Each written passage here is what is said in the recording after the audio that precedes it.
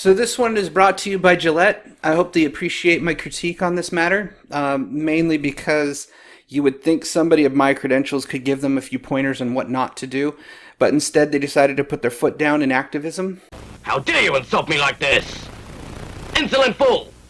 Haven't you heard of me? And I see this as a growing trend, and I'll discuss it in a second. But I first wanted to discuss the Gillette ad specifically. There's been plenty of critiques. There's been plenty of people pointing out how atrocious and egregious it was, that it's basically man-hating in a box, directed at a product that is almost exclusively for men, because that's been their demographic target for forever. Men shave more than women. The women shave, their armpits and maybe their leg hair. Men shave their face once a week, if they're like me. But I wanted to focus specifically on the source material for their activism, I guess is the best way to put it. They have a very specific, how should we say, discussionary point, philosophy that basically shapes the entire ad, for that matter. I don't see any other way around it. It's garbage because of its philosophy that it's bound behind. So let's start with this. So this is the fundamentals of critical race theory or critical gender theory. When they say critical theory, it is not an actual theory. It is a philosophical discussion about what they think is reality when it really isn't. So it's not actually academic in any real sense of the mean. It's more philosophical. It's the equivalent to the William Lane Craig argumentation that God is real. If you read through anything that's been published, there are three in particular researchers, James Lindsay, Peter Boghossian, and Helen Pluckrose, that can tell you all about how bullshit all of this is, because they took the time to write 20 different papers that pretty much look exactly like this here. I mean, it's pretty gross, it's pretty egregious, and I'm going to show you where this particular concept came from. Even though I've done a deep dive, I'm just going to do a quick overview. So, hegemonic masculinity is the foundational principle of toxic masculinity. Hegemonic masculinity, if we scroll down here and look for the description, basically it's all over 200 different papers and abstracts.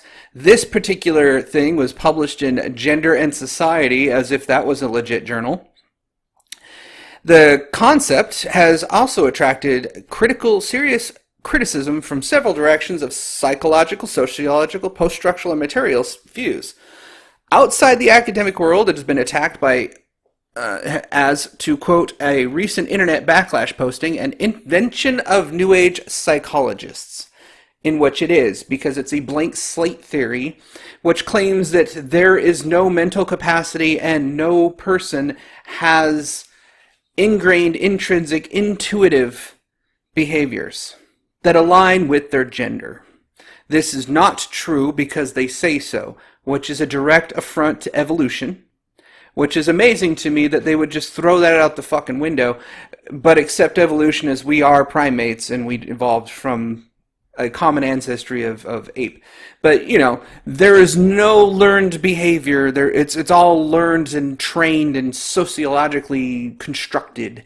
We're programmed to be this way, when in fact part of it is in fact intuitive. It doesn't matter. It's a contested concept, yet these issues it names are very much at stake in contemporary struggles about power and politics leadership. No, it's not, because they're claiming we're programmed to be misogynists. Public and private violence, and changing in families and sexuality.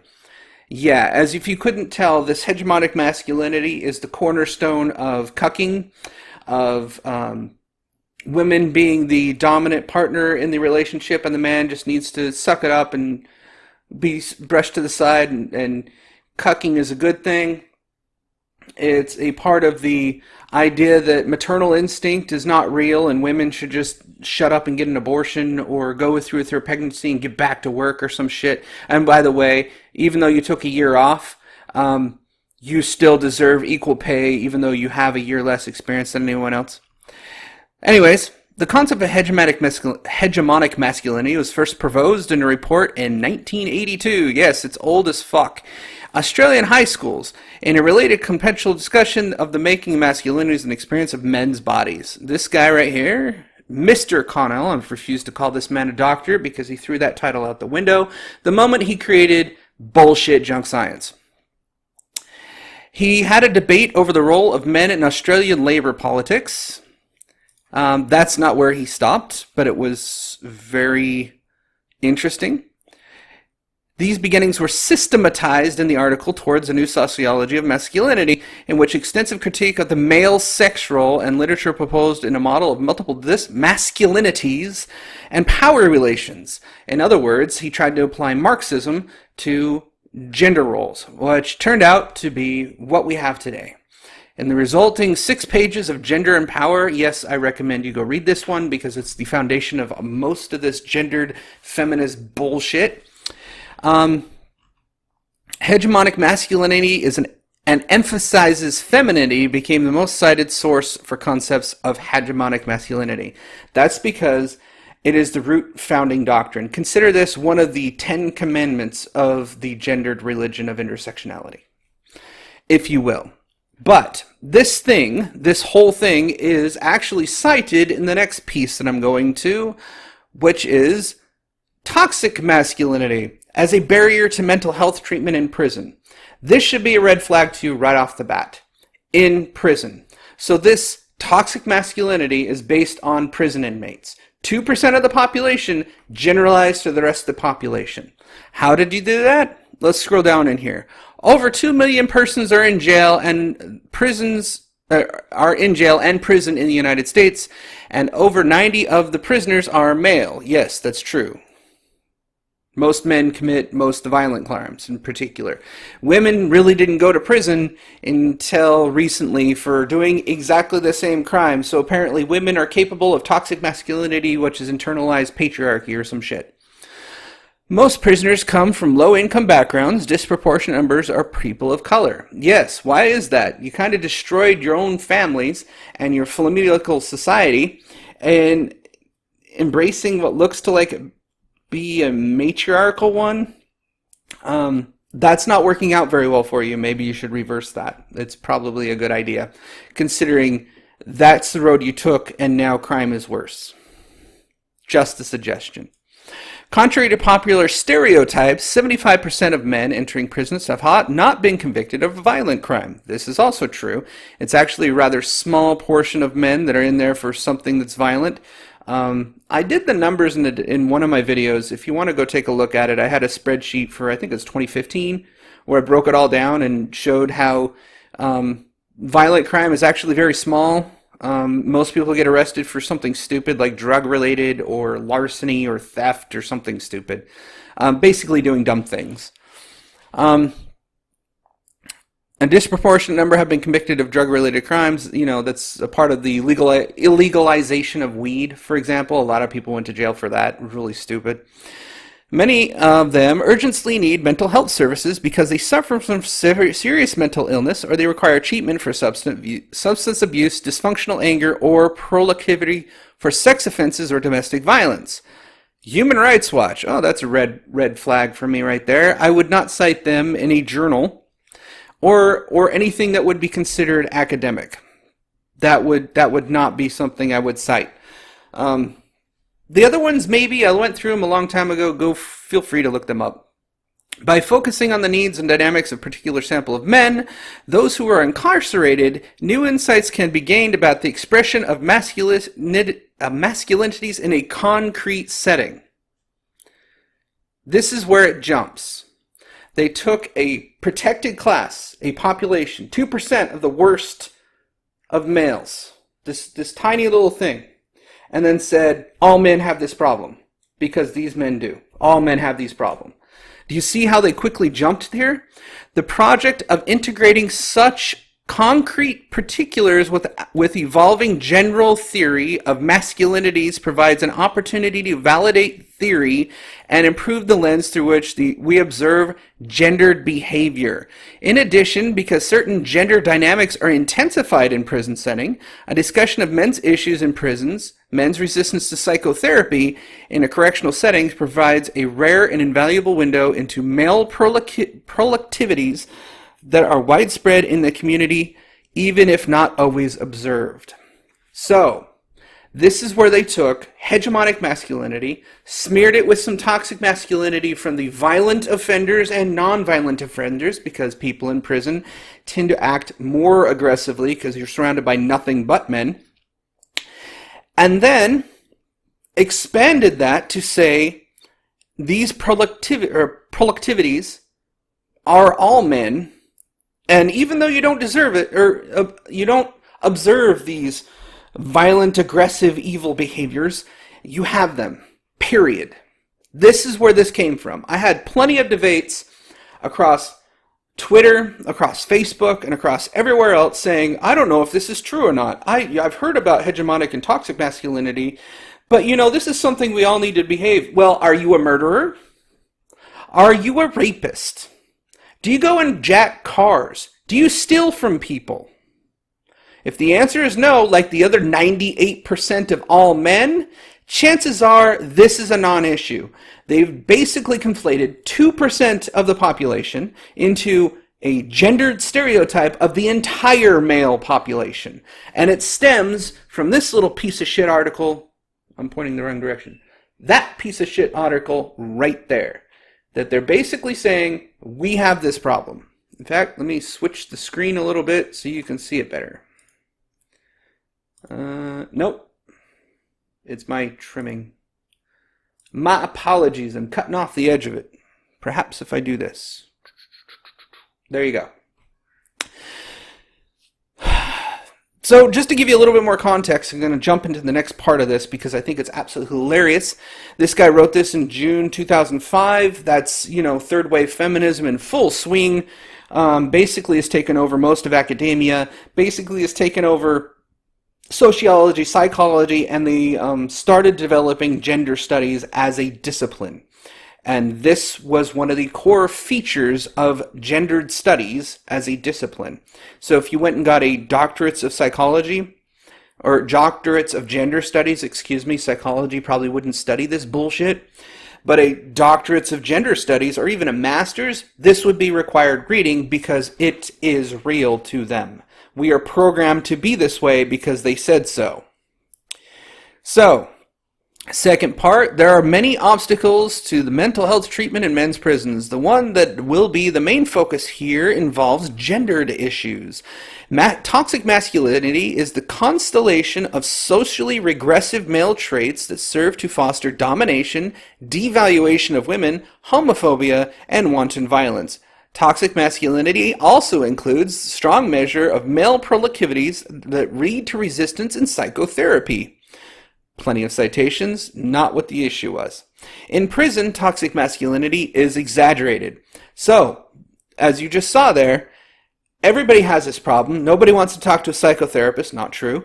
Nobody likes to go out and be dominating, that is not true. No one devaluates women. There are a minority that do, and those people are instantly called out. Why? Because men value women to a high degree, more than they value their own life. In case you didn't notice, the oldest trait in the book, women and children first on a sinking ship, if women were devalued, they'd be the last on fucking board. Okay? That is a lie. Clearly, this was written based on hegemonic masculinity, which also says women are second class. Men dominate women and think of them as objects for sex or some shit. In prison, I read that already. It erupts in fights on the prison yard, assaults on officers, the ugly phenomenon of prison rape. Yes, that's rather disgusting. And other hyper-competitive, sometimes violent interactions. A relatively unexplored aspect of toxic masculinity in prison is its effect on the therapeutic relationship. And this is where I go to say, because this is the first time you will ever see toxic masculinity mentioned in any journal or literature ever, This guy jumped from hegemonic masculinity, applied toxic masculinity to suggest that toxic behavior in prison is representative of all males. We all have toxic masculinity, therefore we need to curb it and check our damn privilege or some shit. This irritates the fuck out of me. You know how condescending that is? To compare the entire male population to people that murder and rape people? Those people aren't considered men. You know that rapists get their own fucking wing in the prison on purpose? Because they'd be dead by those that murder people. They have no problem taking somebody else's life, but if you raped a woman, they'll take yours first. That's how much women are valued instead of devalued. As twisted as that sounds. That makes the whole concept of this toxic masculinity utter and total horseshit. It's garbage. It is the most disgusting, repugnant philosophy that exists. Which is why I'm going to the next section of this whole thing, and that's to say, this guy had it wrong in the first place. So even you have become rotten. Why do I say that? This is going to be a little bit hard to read. I apologize. Let me see if I can blow it up a little bit. Caribbean context, a controlled trial of anger management in Trinidad prisons. Anger causes significant problems in offenders, and to date, few interventions have been described in the Caribbean region. AIM. So this is a full study that they did, just to give you a reference. They did this in behavioral and cognitive therapy, which is still replicable. They had some replication issues, but that's something you found out about all psychology and then went to go fix it, unlike gender studies, which is basically a piecemeal philosophical range of bullshit. Anyways, to evaluate the package CBT-based anger management provided to offenders in prisons in Trinidad. A controlled clinical trial of 85 participants participated in a 12-week prison-based group anger management program. Prison-based group anger management program, of whom 57, around 67%, 16 in control and 41 in intervention, provided a pre- and post-trial outcome. Intervention and control groups were not directly comparable, so the outcome was analyzed using t-tests, which means they did a 2-sample t to see if there was a comparable outcome, even though the size was different. So you had one size that was big and the other one was small. You can't compare those two. So you do a t-test to make them look like they're the same, if that makes sense. If anybody's done statistical analysis, you'll understand. But for those that haven't, that's basically, you're trying to make, you got a bundle of apples and a bundle of oranges. There's more oranges than apples. So you make the oranges and apples about the same size so you can compare them properly. That's a rough way to describe it. Reductions were noted for state and trait anger management, anger and anger expression. God damn. Reductions were noted for state and trait anger and anger expression, with an increase in coping skills for the intervention group. No changes were noted for the control group. The improvements were seen on intervention were maintained at a 4-month follow-up for subgroups of the participants whose data were available. Several predictors of outcomes were identified. So what this says, psychotherapy was resisted, as noted by our toxic masculinity friend. What does work in prison? Group therapy. Why does it work? Inmates will talk to other inmates. They don't like talking to authority figures, which is part of the problem in the first place. They never had one to pretty much curb their stupidity. And I'm willing to bet that. But what does work, what seems to have worked, which is now the go-to way of dealing with inmates, especially with the violent offenders, is group therapy. At a voluntary level. No one's forced to go do it. They decide whether or not they want to go do it, and if they decide to go into it, they come out better for it, which is demonstrated by the data. This stuff works. Psychotherapy does not, unless you're schizophrenic or have other issues. But that doesn't stop there. So not only was toxic masculinity a bullshit article to begin with, based on feminist philosophy, not real science, it is philosophy, meaning it was pulled out of their ass, almost literally. Here's the problem I see with the Gillette ad, just to wrap a little bow on it. CEO activism has become the new normal, from the New York Times. I read this in a post that I saw, and I reeled in horror, because it is true. To get down to the nitty-gritty, Starbucks forced everyone to do racial bias training, even though the incident was a non-incident where somebody was asked to leave. They said fuck off to the management, they called the cops, made a big scene, and that was that. Instead of leaving because they were racially profiled, that kind of worked and did not work at the same time. Now, didn't it? They forced everybody to go through racial bias training. Also, by the way, proven not to work. In a statement that we will do better and ethnic minorities and people of color are welcome within Starbucks. In fact, go ask Hotep Jesus how his free coffee was. I'm pretty sure he loved his free coffee. Shout out to Hotep Jesus. That dude is funny. You should watch some of his stuff. He even got on Fox News for that stunt. Hilarious. Dick's is no longer selling assault weapons. Okay, so what? Patagonia is suing the president. Okay, how did that turn out? Go look at this if you really want. In each case, a CEO took a stand. A growing trend in corporate America. Yes, Gillette just took a stand. Google takes a stand. Susan Wojcicki, whatever the fuck her name is, took a stand. Patreon CEO and executive leadership just took a stand. It is prevalent, and it starts at tech companies, and it's kind of like an in-group, very out-of-touch, elitist method of thinking to say that they're better than you, and they're going to tell you how to be. The CEO activism, which thrusts companies into politics, has been on the rise for a few years now. Yes, we've all seen it. And yes, it's fucking annoying because they're destroying other people's lives that they don't agree with because of politics. Quite literally. You don't believe me? Patreon. Enough said right there. Gillette was just offensive. Patreon actually hurt people's income. They crossed the line. Their plan is clear now. So here's some things that I found was interesting, and I tried to pull up the report. Did I actually pull up? No. Go figure. Link's broken. This third annual report, link did not work. Anyways, here's some takeaways from that survey of more than 1,000 Americans. I'd love to know what their sample size was, what they sampled from, and who they sampled from to see if it was a biased sample size or not. 1,000 people is not a good study. And it's an annual report. It's not necessarily an actual study. So when people say this is a study, it is not. It is a poll. Studies do not just send out a random sample size and say, hey, can you answer a few questions? Do you like George Wendt? Do you like eating beans? Would you like to eat beans with George Wendt? Would you like to watch a movie with George Wendt eating beans? Would you like to eat beans with George Wendt while watching a movie about beans? Yeah, that stuff don't work. That's not science.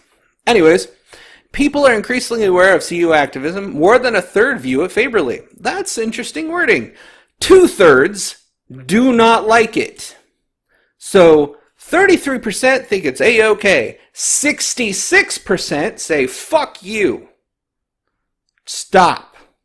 Get some help. Nearly half respondents believe CEO activism can influence government policy. Yeah, I would also be in that boat of half of those people would agree that, yeah, that's true. Democrats and Republicans agree that it can make an impact. Yes, it can, because they get the ears of the people they donate to. In the thousands. They have that capability because they have that kind of throwaway cash. So yeah, we all think that's true.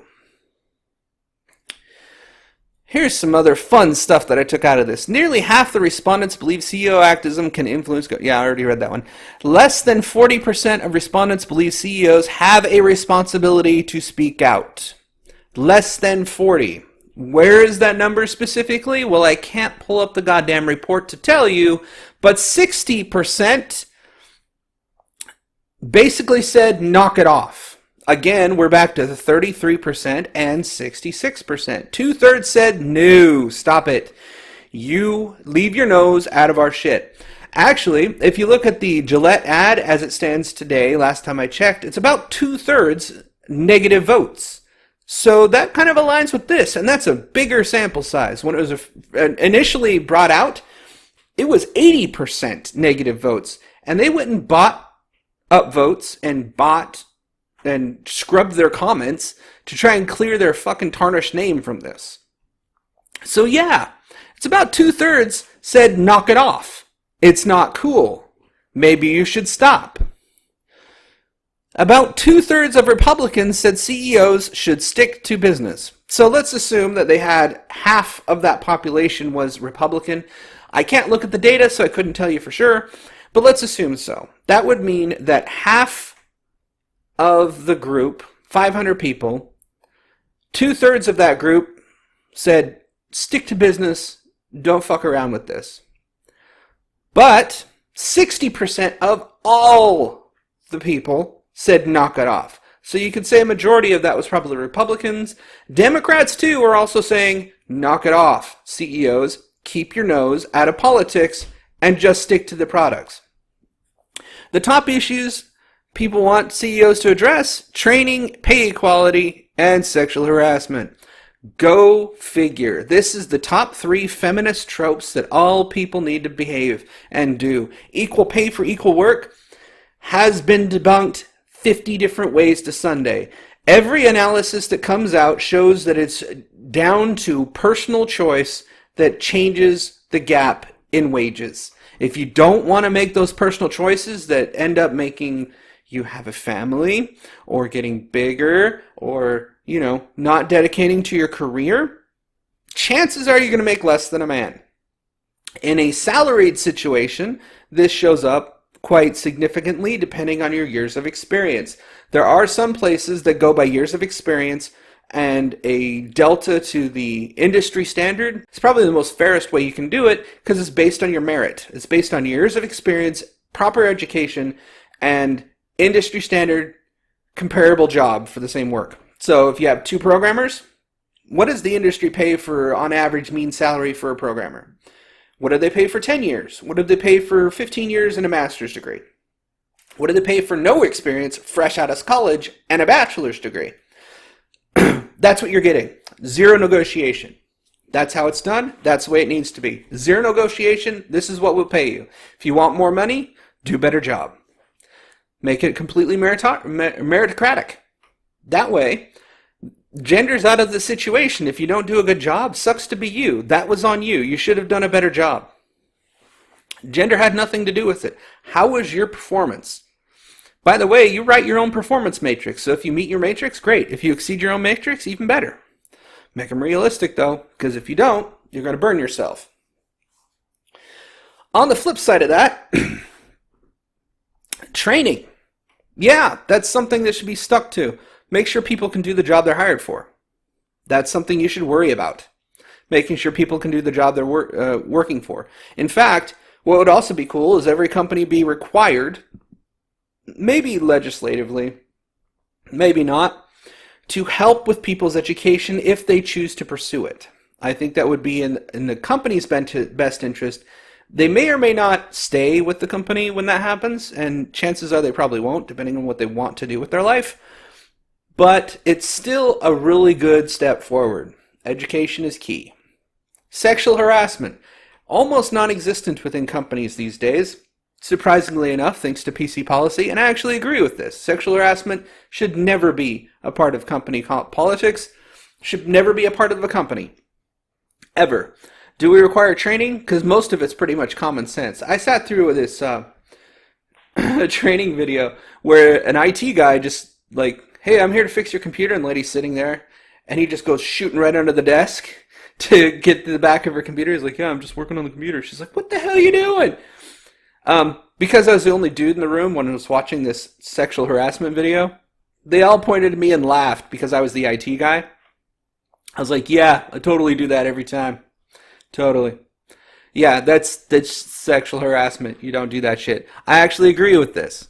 However, bottom of the list, gun control, nationalism, marijuana legalization, and abortion. Yeah, none of y'all have anything to do with personal politics. Stop it. Make your product. Do a good job. Let people go about their business. Do not presume to lecture us with your moral superiority. You are not better than us, despite some other people that might think so, and that's the end of it.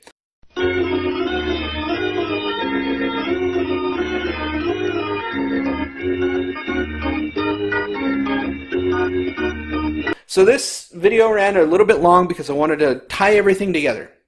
Hegemonic masculinity is bullshit. It's a philosophical position where basically we're sociologically constructed to believe that men are dominant, despite evolutionary background and evolutionary theory proving that we are a patriarchal society because we're primates, not because we're programmed to be that way from structural cultural oppression or some shit, because we're primates. We are a patriarchal primate society.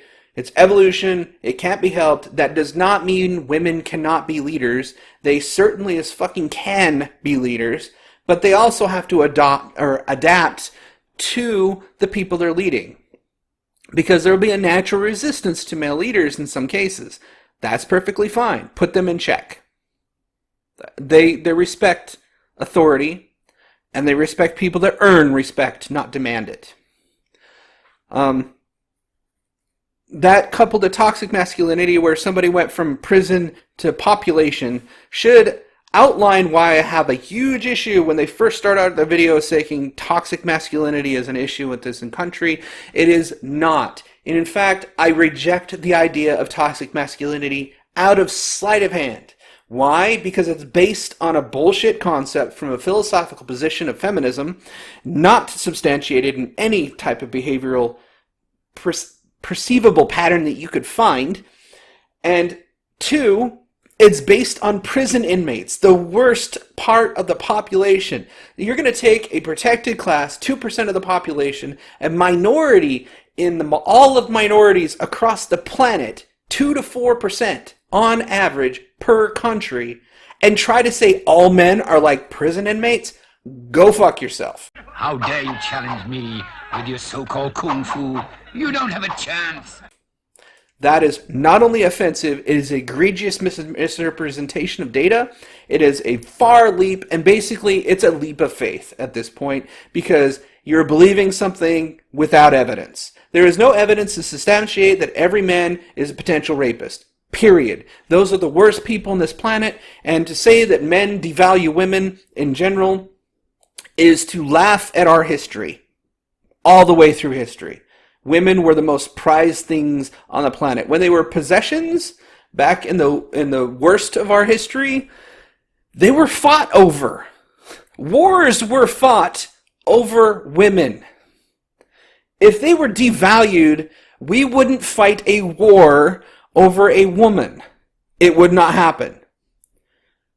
To think otherwise is pretty fucking conceited of you, isn't it? I am dumbfounded. Alright, I'm totally done with this. I've harped on it for 30 minutes. I hope you enjoyed this video. This Gillette ad infuriated me, as if you couldn't tell. I found it extremely offensive because I understand the philosophies that they're trying to present as fact. It is not true in any shape or any way that you can conceive this. And activism, as it goes, is probably going to be the new norm, thanks to basically all these CEOs thinking they have something to say and that they're better than you, because why not? They made it to the top of the echelon of the chains and you're still a plebe on the bottom. So their leadership is inflated by their ego. Thank you for watching. I hope you enjoyed this. Please like, subscribe or whatever, and share. And yeah, enjoy. Master, your technique is invincible, and you're bound to get the leadership. Well now, who's next?